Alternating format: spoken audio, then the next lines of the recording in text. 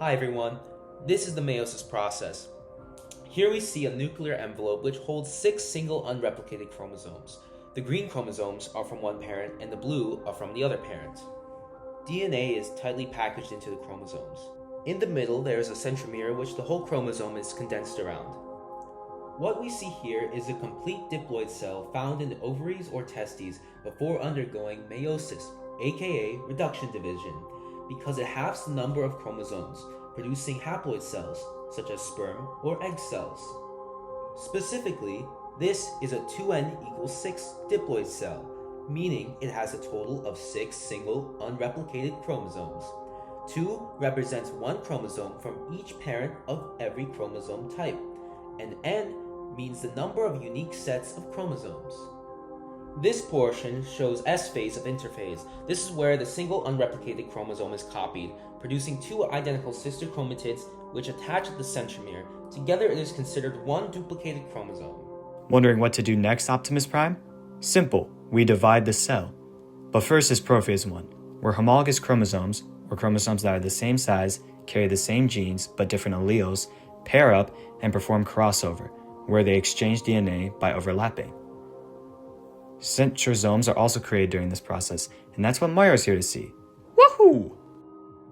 Anyway, now the homologous pairs are going to line up vertically at the center of the cell during metaphase 1. Remember this is very important. Oh look! Prowl is here to command the centrosomes to start pulling the chromosomes away from each other. During anaphase 1, now they start to form 2 different nuclei. Prime is going to help us during telophase 1, where he splits the cell into 2 new daughter cells. These 2 daughter cells are now haploids, or cells that basically just have one set of different chromosomes, or different size chromosomes. So this is PMAT2, and PMAT2 first starts as prophase 2, where the nuclear envelope first breaks down and then the centrosomes move to opposite poles of the cell. Next, metaphase 2, the sister pair of chromatids line themselves up in the center, while the spindle fibers attach themselves, preparing for anaphase.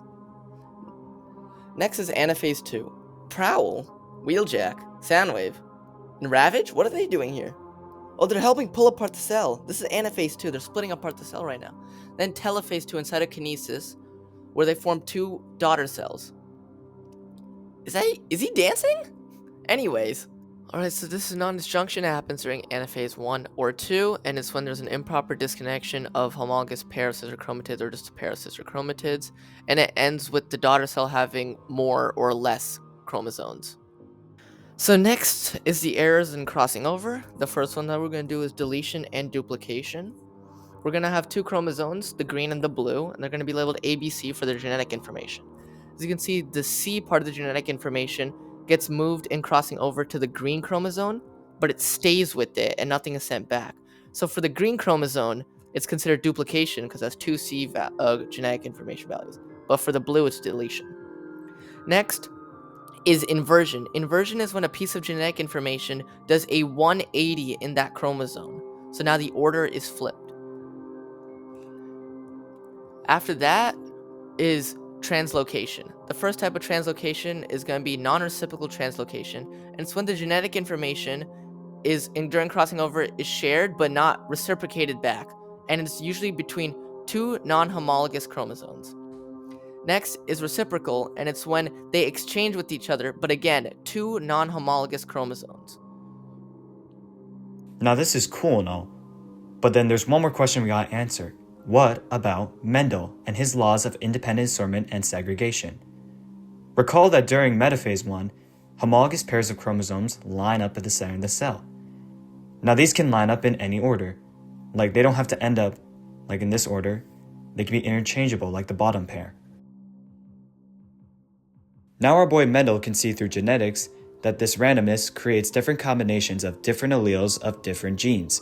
And these genes don't necessarily impact each other, showing independent assortment. Additionally, the law of segregation is apparent in anaphase 1 because separating homologous pairs means you're separating dominant and recessive alleles when splitting the cell. Thanks for watching, signing off.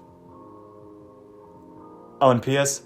This is Grover after having misnumbered chromosomes in his gametes, so do with you all.